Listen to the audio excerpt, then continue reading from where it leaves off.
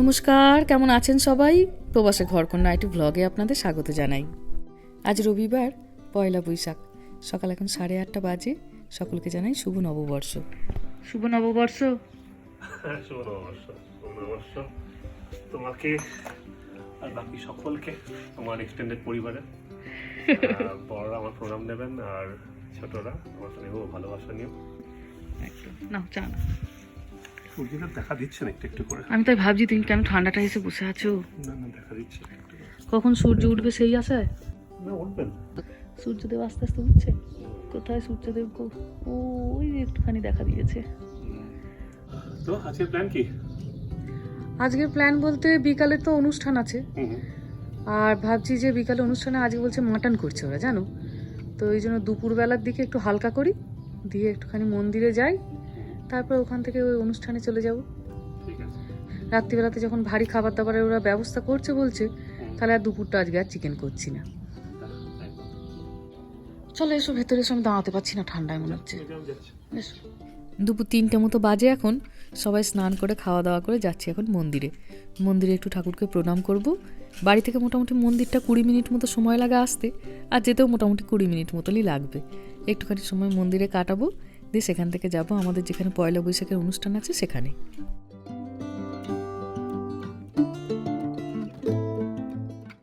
চলে এসেছি আমরা মন্দিরে। এই মন্দিরটা তো আপনারা চেনেন, প্রতি বছর দুর্গাপুজোর সময় আসি এখানে। এই মন্দিরটাতে একদম দুর্গাপুজোর যেরকম তিথি নক্ষত্র সেই অনুযায়ী পুজো হয়। কি সুন্দর এইদিকে রোদটা এসে পড়েছে দেখুন। এখন এই রোদটির ভারী কদর, কখন এর দেখা পাই। চলুন এবার মন্দিরে একটু যাই। তবে মন্দিরের ভেতরে তো ক্যামেরা অ্যালাউ নয়। প্রণাম করে এসে আপনাদের সঙ্গে আবার দেখা করি। এই রামা, তুই ভগবানের কাছে কি চাইলি? গডের কাছে কি চাইলি? চকলেট? ও মা গো! আরে মেহা, তুই কি চাইলি ভগবানের কাছে? কি চাইবো?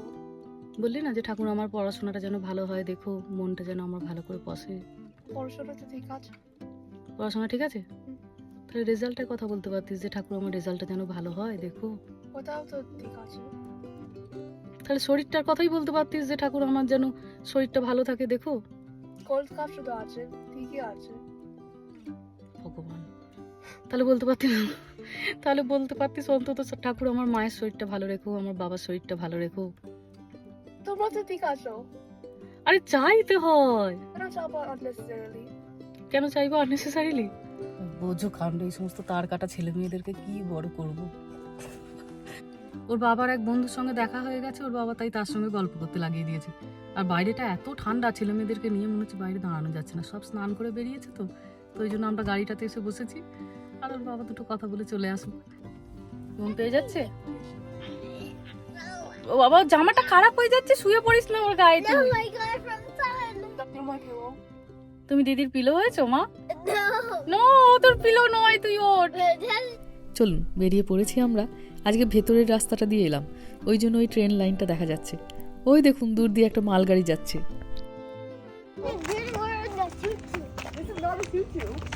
মেহা, মেহা বাবাকে গিয়ে বল তো গাড়িটা লক করতে।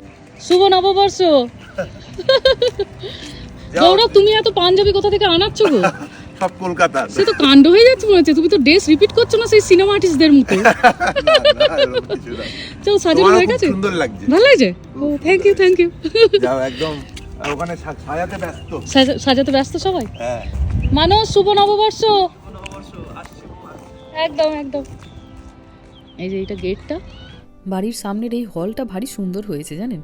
শীতকালের দিকে যে সমস্ত অনুষ্ঠানগুলো হয় বাইরে তো করা যায় না, প্রচণ্ড ঠান্ডার হাওয়ার জন্য, তখন এই হলটি বুক করা হয়। দু সাইডে কি সুন্দর গাছপালা দিয়ে সাজিয়েছে দেখুন। এই এত বড় এলাকাটাতে এই একটি হল, ওই জন্য একে খালি পাওয়া ভারী মুশকিল। বহুদিন আগে থেকে ওকে বুক করতে হয়। আর গরমকালের অনুষ্ঠানগুলোর জন্য বুক করা হয় পার্কটাকে। সিঁড়ির কাছটাতে কটা সূর্যমুখী ফুল লাগিয়েছে, হাওয়ায় কি সুন্দর বনবন করে ঘুরছে দেখুন। হলের ভেতরটা ঢুকে যাওয়ার আগে একবারটি চারপাশটা আপনাদের একবার টুক করে ঘুরিয়ে নিই, না হলে একটু পরেই তো সন্ধে নেমে আসবে, তখন আর দেখাতে পারবো না। এই দেখুন এখানে কি সুন্দর বড় বড় গাছ লাগিয়েছে কটা। এখন এগুলোকে মাটিতে পুঁতেনি, কাঠের টবেই রাখা। একটু এখানটা বসার বেঞ্চ করে দিয়েছে।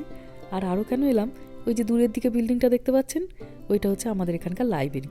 আর যেহেতু এখন এখানে বসন্তকাল চলছে, গাছগুলো একদম ফুলে ভরে উঠেছে দেখুন। চলুন এবার ভেতরে যাই।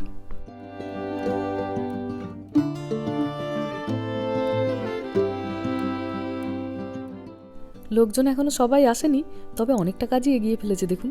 চেয়ার টেবিল সব পাতা হয়ে গেছে, ডেকোরেশনের কাজও বেশ অনেকটাই এগিয়ে গেছে। আমরা একটু তাড়াতাড়ি চলে এসেছি যাতে ওর বাবা একটু হাতে হাত লাগাতে পারে। চলুন এখানে বরঞ্চ বসে না থেকে হলটা আপনাদেরকে একটু ঘুরিয়ে দেখাই। এই দেখুন এখানটা কি সুন্দর সাজানো হয়েছে, উপরে বড় বড় করে সুন্দর করে লেখা আছে পূর্বা।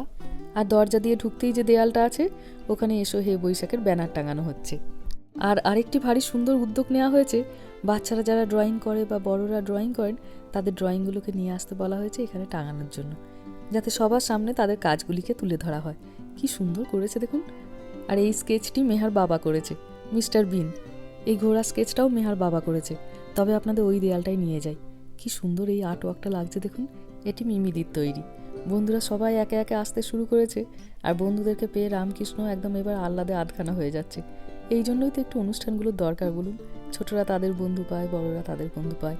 এখানে চলছে বন্ধুদের নিয়ে ফটো তোলা, আর গ্রুপের মধ্যেই যারা একটু বয়োজ্যেষ্ঠ আছেন তাদের পায়ে হাত দিয়ে একটু আশীর্বাদ নেওয়া, আর সমবয়সী বন্ধুদেরকে অল্প একটু কাছে টেনে নিয়ে নতুন বছরের শুভেচ্ছা জানানো। সারাটা বছর সে যেন সপরিবারে খুব ভালো করে কাটায়, বছরটা যেন তার ভারী সুন্দর কাটে। তবে এই বন্ধুটির গয়নাটি আপনাদের সঙ্গে শেয়ার না করে পারলাম না। কি অপূর্ব সুন্দর লাগছে ওর হারটা, একবার দেখুন। বহুদিন পর যেন এমন সুন্দর একটা হার দেখছি মনে হলো। গলায় আবার একটা এত বড় পেঁচা। চলুন মোটামুটি সকলে চলে এসেছি, এবার সবাই মিলে একটি গ্রুপ ফটো তোলা। স্মৃতির খাতায় আবার একটি নতুন পাতা যোগ করলাম। একটা বছর সুন্দর করে আমরা সকলে কাটিয়ে এসেছি, ঈশ্বরকে জানাই তার জন্য অসংখ্য ধন্যবাদ। যেটুকু না পাওয়া ছিল গত বছরের, এবছর যেন উনি তা সকলের পুষিয়ে দেন। চলুন এবার বাকিদের সঙ্গে একটুখানি গল্প করে নিই। ইনি হলেন আমাদের সকলের প্রিয় মিতালি মাইমা। চলুন এবার আস্তে আস্তে সবাই বসি। বাচ্চারা একটুখানি সাংস্কৃতিক অনুষ্ঠান করবে, তো সেইগুলো এবার সবাই মিলে একটুখানি বসে দেখি। বাচ্চাদের ডাকতে নিতে এদিকে আবার স্টার্টারেরও একটু ব্যবস্থা করেছে। ওরা আবার এদিকে ডাকছে যে একটু করে সবাই খাবার দাবারও নিয়ে নাও, স্টার্টারটা খেতে খেতে সকলে অনুষ্ঠান দেখো। এখানে আছে একটুখানি চিকেন 65, আর ওদিকে হচ্ছে ভেজ পকোড়া। বাচ্চাদের জন্য এখানে আছে চিজ পিৎজা, কারণ খুব ছোট ছোট বাচ্চাও তো অনেকগুলো আছে, ওরা এইগুলো খেতে পারবে না, ওদের ঝাল লেগে যাবে। একটু জল আছে, আর এখানে শীতের সন্ধ্যাতে আছে গরম গরম চা। 1 কাপ চা, 2টো পকোড়া নিয়ে চলুন গিয়ে এবার টেবিলে বসি, দিয়ে বাচ্চাদের অনুষ্ঠান দেখি।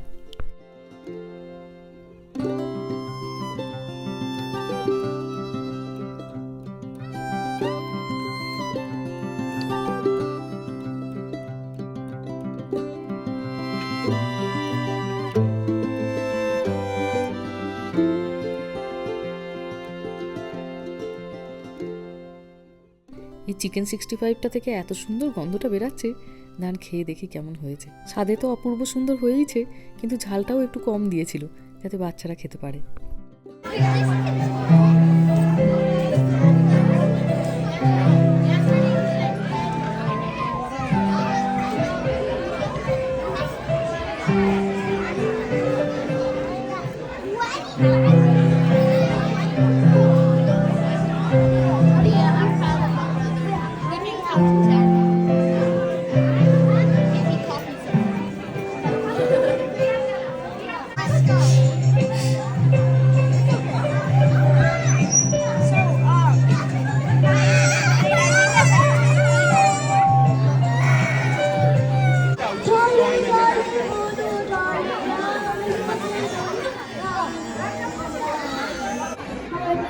সে চাইনি আমি